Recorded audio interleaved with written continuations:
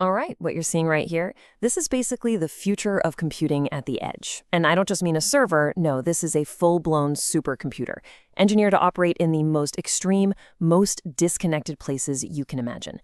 And it's designed to solve a problem that's getting bigger and bigger every single day. But before we dive in, let's start with a really big question, one that's a huge headache for all sorts of modern industries and even the military. What do you do when the amount of data you're creating is literally heavier than your internet connection, when it's just too massive to send anywhere?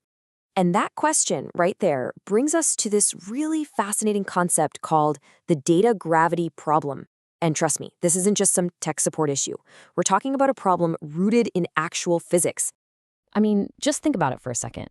Picture a mining operation way out in the middle of nowhere, running these massive seismic scans.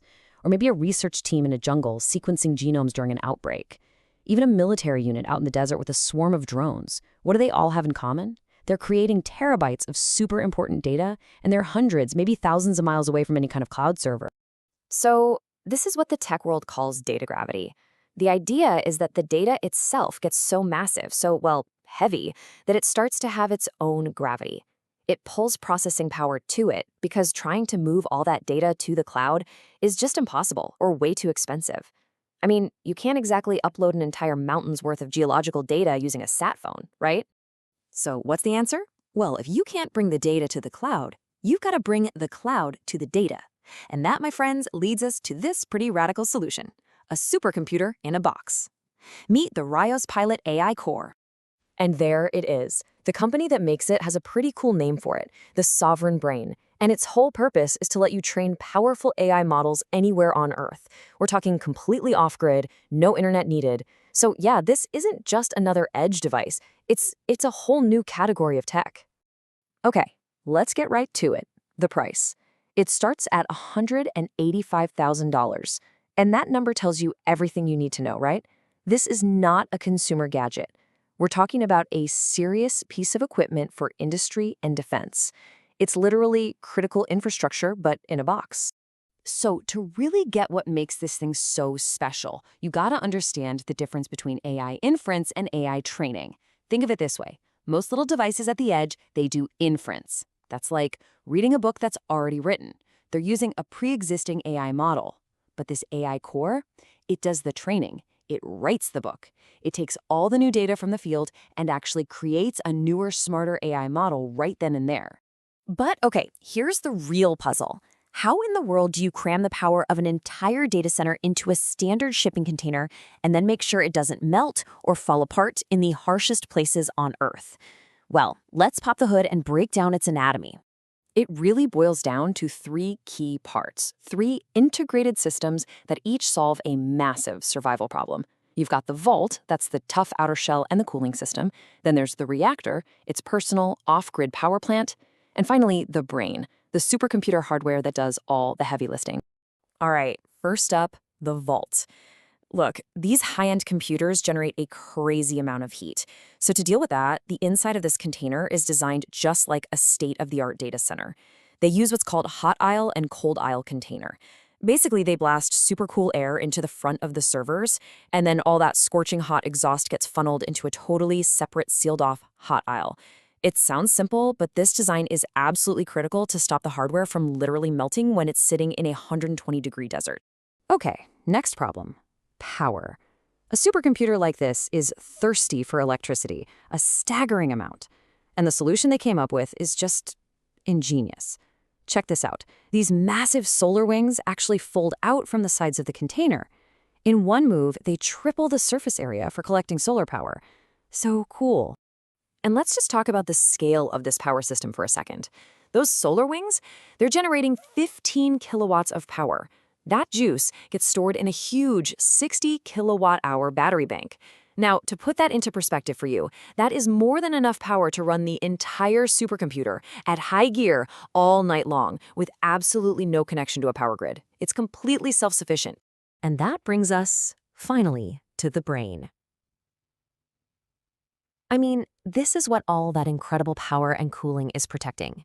Inside, we're not talking about off-the-shelf parts. This is serious, enterprise-grade hardware. You've got dual Intel Xeon Platinum CPUs, and this is the real powerhouse. NVIDIA's A100 Tensor Core GPU.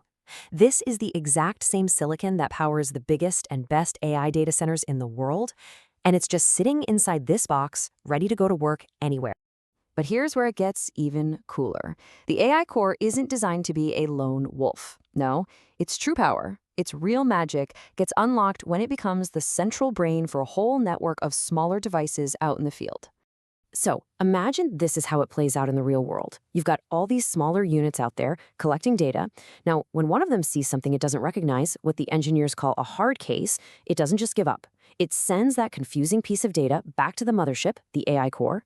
Then, overnight, the core takes all these new hard cases from all the units and uses them to retrain and upgrade the main AI model. And the best part?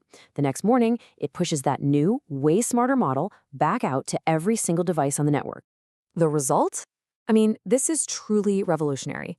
What you end up with is an entire network that gets smarter all by itself, every single day, in this perfect closed loop. It never has to connect to AWS or Azure or any big cloud provider. It's a completely sovereign, self-learning system. Okay, so we've seen what it is. We've seen how it works. But the big question is, why does this matter? What's the so what? Let's really connect the dots between this amazing piece of tech and its impact on the real world. I mean, who actually needs something like this? Well, think about sovereign nations that have laws saying their data cannot leave the country. Think about mining companies that can now analyze geological data in a few hours instead of waiting weeks. Or picture a disaster response team running real-time fire simulations right there at the command post. Or maybe even researchers in the middle of nowhere sequencing a brand new virus where every single minute counts. The stakes are incredibly high. And let's talk money, because this is where it gets wild. If you wanted to even try to upload, say, 100 terabytes of data using a high-end satellite link, you'd be looking at a bill for over $100,000. And that's if you could even do it. It would take forever. Now, what's the cost to process that exact same 100 terabytes of data right there on the AI core using its own free solar power? Zero. Nothing. Suddenly, the return on investment becomes crystal clear, doesn't it? Especially when you're working with this much data. This comparison chart really puts it all into perspective. Just look at it side by side with something like AWS Outposts. Does it have its own power? The AI core does? Yep. Is it mobile? You bet. 100% data sovereignty? Check. And is it built for heavy-duty AI training, not just simple inference? Absolutely. It really is playing in a league of its own. You know, at the end of the day, this AI core is what you'd call a halo product. Its very existence kind of proves the whole concept. It's a statement. It sends a powerful message to the world that this company is building serious defense and industrial-grade stuff that can solve the toughest problems at the absolute edge. And that really brings us to the final big idea here.